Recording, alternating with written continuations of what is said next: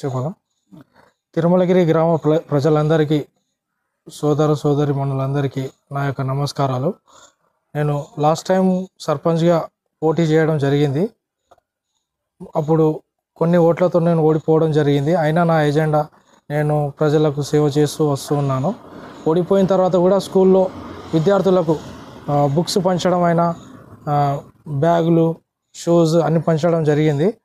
అలాగే ఇప్పుడు ఈసారి రిజర్వేషన్ రావడం, జనరల్ మహిళకు రావడం వల్ల మా భార్య సంధ్య సురేందర్కి పోటీలో దింపడం జరుగుతుంది. గ్రామ ప్రజలందరూ నాకు సహకరించాలి. నా ఎజెండా ఒక్కటే, ఏంటంటే నేను నా ఊరి ప్రజలందరి కోసం పోరాటం చేయాలనుకుంటున్నాను. ఊరి సమస్యలు ఏదైతే ఉన్నాయో ప్రజల దృష్టికి, గవర్నమెంట్ దృష్టికి తీసుకెళ్ళి, ఏదైతే ఎవరికైతే పెన్షన్ రాలేదో, రేషన్ కార్డు సంబంధించింది, ఇంకా ఇలా చెప్పుకుంటూ వెళ్తే చాలా సమస్యలు ఉన్నాయి. ఇండ్లు లేని వాళ్ళకి ఇండ్లు ఇప్పిస్తాను. బస్సు, ముఖ్యంగా మన విద్యార్థులకు స్కూల్కి వెళ్ళాలన్నా, రామారం హై స్కూల్కి వెళ్ళాలంటే 4 కిలోమీటర్లు నడుచుకుంటూ వెళ్తున్నారు. బస్సు సౌకర్యం లేదు. ఇంటర్ అయిన తర్వాత డిగ్రీ చదవాలన్నా ఈసీఎల్ వరకు వెళ్ళాల్సి వస్తుంది. ఆటోలు టైంకి ఉండవు. ఫ్రీ బస్సు ఉంది, కానీ 2 సంవత్సరాలు అయింది కాంగ్రెస్ ప్రభుత్వం వచ్చినా కూడా మాకు ఫ్రీ బస్సు మా ఊరికి రాలేదు. ఇక్కడ హాజీపూర్ వరకు వస్తుంది, మళ్ళీ ఇక్కడికి వెళ్తే జియాపల్లి వరకు వస్తుంది, కానీ మా ఊరికి బస్సు సౌకర్యం లేదు. నేను ప్రజలందరికీ మాటిస్తున్నా ఈ మీడియా ద్వారా, నేను త్వరలో బస్సు సౌకర్యం వచ్చే విధంగా నేను పోరాటం చేస్తా. కాంగ్రెస్ తరఫున ఏదైనా సరే, గవర్నమెంట్ తరఫున వచ్చే ప్రతి ఒక్క ఏదైనా కానివ్వండి, ప్రతి ఒక్కటి అందరికీ, అర్హులైన అందరికీ ఏ సహాయమైనా సరే నేను మీ అందరి కోసం పోరాటం చేస్తాను. అలాగే స్కూల్లో చదివే పిల్లలందరికీ నేను ఆర్థికంగా అయినా, వాళ్ళకి పౌష్టిక ఆహారం ఏదైనా, చిన్న పిల్లలకు ప్రాథమిక పాఠశాలల్లో చదివే పిల్లలందరికీ నా తరపున సహాయం ఇవ్వడం జరుగుతుంది. అలాగే చెప్పుకుంటూ వెళ్తే ఇంకా పెద్దవాళ్ళు ఉన్నారు, వాళ్ళు ముసలి వాళ్ళు ఉన్నారు, వాళ్ళ కొడుకులు ఇక్కడ బస్సు లేనందువల్ల సిటీకి వెళ్ళి ఉపాధి కోసం అక్కడ నివాసం ఉండడం జరుగుతుంది. కానీ ఇక్కడ పెద్దవాళ్ళు, వాళ్ళకి ఏదైనా ఇబ్బంది, ప్రాబ్లమ్స్, హాస్పిటల్ సౌకర్యం లేనందున ఇక్కడి నుంచి రామారం వెళ్ళడం జరుగుతుంది. అదే ఒక పల్లె దవాఖానా అయినా, బస్తీ దవాఖానా ఉంది, అది గవర్నమెంట్తో మాట్లాడి మన ఊరికి బస్తీ దవాఖానా తెద్దామని ఆశపడుచున్నా. మీరందరూ మళ్ళీ అలాగే చెప్తూ ఉంటే, ఫంక్షన్ హాల్, గ్రామం ఇప్పుడు ఫంక్షన్ హాల్ బయట, ఇప్పుడు ఇంటి ముందు చేయాలంటే స్థలం లేదు. స్థలం లేనందువల్ల ఫంక్షన్ హాల్లో చేసుకోవడం జరుగుతుంది. ఇప్పుడు పేదవాళ్ళు ఫంక్షన్ హాల్లో డబ్బులు కట్టలేని పరిస్థితి.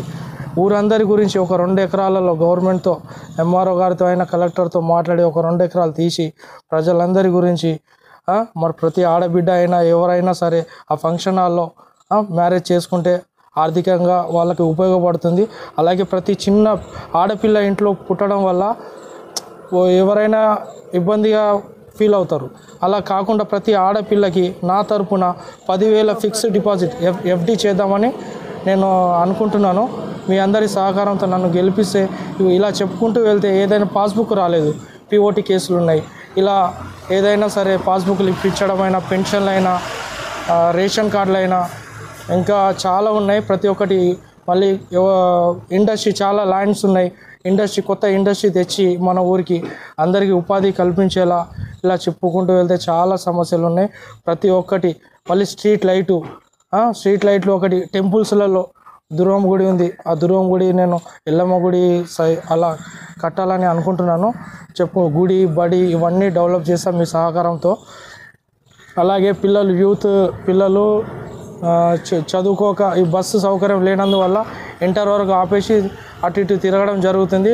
వాళ్ళకి ఏదో ఒక ఉపాధి, మెడ్+లో అయినా, ఫ్లిప్కార్ట్లో అయినా, నా వంతు నేను చదువుకున్నాను, డిగ్రీ పూర్తి చేసిన, నాకు తెలిసినంత వరకు ప్రతి ఒక్కరికి వాళ్ళు ఏం చేస్తున్నారో వాళ్ళకి ఒక గైడెన్స్ ఇచ్చి మంచి ఉపాధి కల్పించేలా నేను సహకరిస్తా. మళ్ళీ ప్రతి వీధికి సీసీ కెమెరాలు ఉండాలి.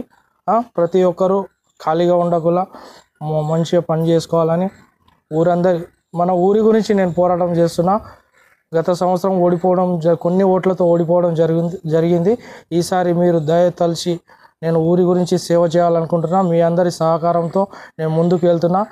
భారీ మెజారిటీతో నాకు గెలిపించి నాకు సహాయం చేయగలరని బ్యాటు గుర్తుకు నా సింబల్ బ్యాట్ గుర్తు వచ్చింది. బ్యాటు గుర్తుకి ఓటు వేసి భారీ మెజారిటీతో నన్ను గెలిపించి మీ ఆశీస్సులతో నన్ను గెలిపించగలరని నా యొక్క నమస్కారం.